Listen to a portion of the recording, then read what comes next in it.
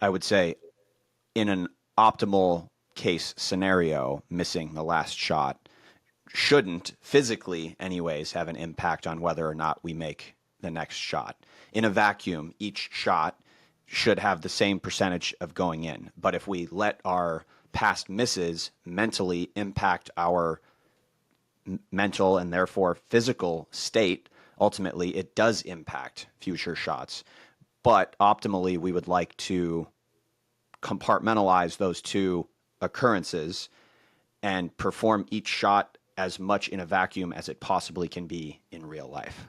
Yeah, and maybe even on the flip side of that, I heard Kobe Bryant once say like, "Man, I've missed 6 shots in the row. That means that the chances that my next shot is going to go in are really high." So he was kind of thinking about it in the opposite way, like the that the more that I miss, well, the higher the increase that the chances are that that's going to go in.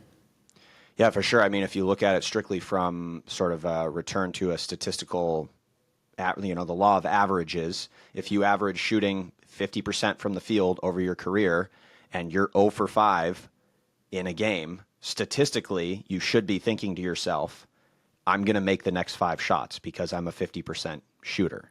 Right. And one thing I actually like to use when I work with my own clients, and a way that I like to mentally sort of visualize this concept for myself when I'm golfing, for example, let's say golf.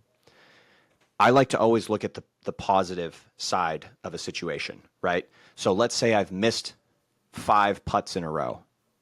This is the same example as the basketball example that we just had. I've missed 5 makeable putts in a row.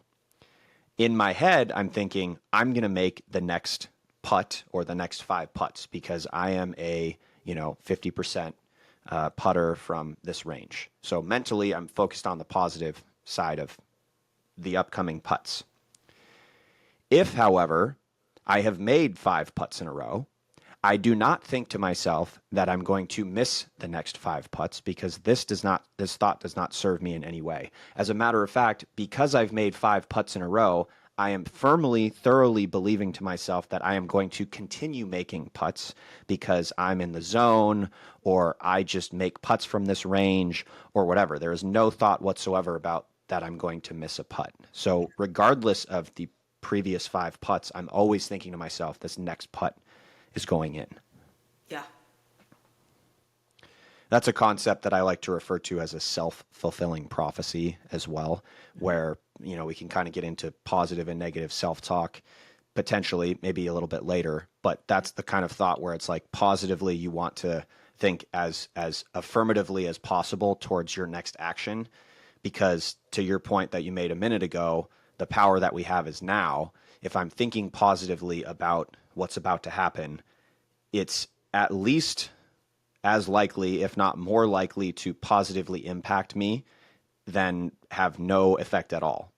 It's either going to be neutral or positively impact me. Whereas if I think something negative, it's probably at best going to be neutral, if not negatively impact me. So therefore, you should always be thinking something positive about the outcome, about what is about to happen.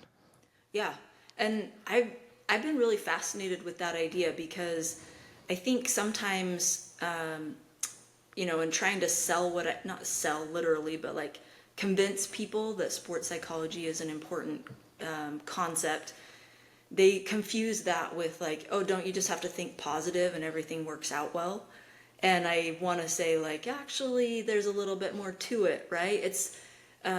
We simplify it sometimes too much into it's got to be positive or negative thinking, right? But in reality, some of those neutral thoughts, or I actually have tried to use more the language of helpful versus unhelpful thoughts.